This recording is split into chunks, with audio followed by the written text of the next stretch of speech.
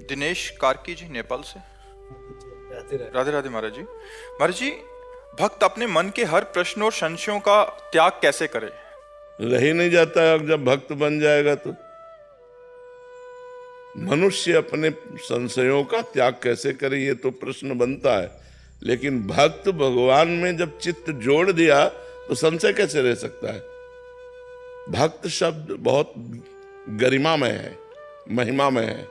भक्त वही जो तदर्पिता अखिलाचारिता तद्स्मरणेन परम व्याकुल तेति, जो हर आचरण भगवान के अनुकूल करता है और निरंतर भगवान के स्मरण में डूबा हुआ है, उसे कौन सा संशय है।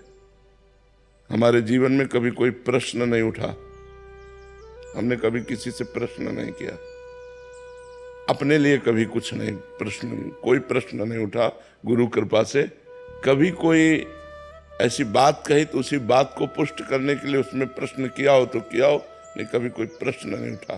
कभी भगवान से कोई प्रश्न नहीं उठा आपने ऐसा क्यों किया, कभी प्रश्न नहीं उठा। क्योंकि हर बात का समाधान भक्ति है। जब हम भगवान में चित्त जोड़े तो उत्तर, प्रश्न के पहले उत्तर सामने होता है। तो आपका प्रश्न ही पहले ठीक होना चाहिए कि मनुष्य मात्र संशय रहित कैसे हो, या मनुष्य के हृदय में जो चिंताएं वो कैसे दूर हो, तो बात सही बनेगी। लेकिन भक्त तो चिंतन परायण होता है, भक्त तो चिंता रहित होता है, भक्त तो संशयात्मा विनश्यति, भक्त के अंदर संशय कैसे रह सकता है, तभी वो भक्त है। तो भक्त में चिंता या संशय और ही नहीं है। महाराज जी, जो भक्ति मार्ग पे अभी अग्रसर हुए हैं नवीन, उनके अंदर अगर प्रश्न या संशय उठते हैं तो उनका समाधान एकदम दो हो जाए जगह, या उसका त्याग हो जाए प्रश्न? दो जगह से समाधान होता है। हम पहले शास्त्रों का स्वाध्याय करें। वेदो नित्य मधीयताम, जो वेद हैं, पुराण हैं, स्मृति है, इनका हम स्वाध्याय करें। दूसरा, महापुरुषों का संग करें। संगा सत्सु विधीयताम, जो महापुरुष वही जो काम विजयी हैं, क्रोध विजयी हैं, मोह विजयी हैं, निरंतर भगवान में डूबे हुए हैं, उनका हम संग करें तो हमारे अंदर विवेक का प्रादुर्भाव होगा।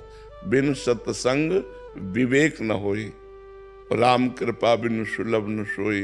भगवान की कृपा से साधु संग मिलता है, साधु संग से विवेक जागृत होता है और विवेक से संशयों का नाश हो जाता है। होए विवेक मोह भ्रम भागा, तब सब विषय विलास विरागा। समस्त चिंताएं और शोक का नाश विवेक ऐसे कर देता है। कोई चिंता कोई शोक नहीं रहते, पर विवेक होता है शास्त्र स्वाध्याय और संत समागम से। तो अधिक से अधिक संत समागम करे। शर्त है संत समागम शाब्द ब्रह्म के पारगामी और पर ब्रह्म की अनुभूति, दोनों बातें होनी चाहिए। अगर वो स्वयं में अनुभूत नहीं है तो केवल शास्त्र पढ़ करके रहस्य नहीं जान सकता, और स्वयं में अनुभूत है शास्त्रीय शब्दों का ज्ञान नहीं बोलने का, तो अपनी अनुभूति की बात बता नहीं सकता। इसलिए दोनों बातें होनी चाहिए जिसका हम संग करें। शाब्द ब्रह्म का ज्ञान हो और पार ब्रह्म की अनुभूति हो, तभी वो अपनी बात बता सकता है। अगर ऐसे संत का संग हुआ तो तब ही हो सब संशय भंगा, जब बहुकाल करी सत्संगा। जब हम बहुत काल संतों का संग करें तो सब संशयों का नाश हो जाता है और भगवान में प्रीति हो जाती है, कोई प्रश्न नहीं रह जाता है। जी। सीमा गुप्ता जी, हरदोई से। श्री हरिवंश महाराज जी। महाराज जी, मैं जानना चाहती हूँ कि नाम में अनन्यता कैसे प्राप्त की जा सकती है? अतिशय रगड़ करे जो कोई, तो अनल प्रगट चंदन ते होई। चंदन को अगर बहुत तीव्रता पूर्वक घसा जाए तो आग पैदा हो जाए।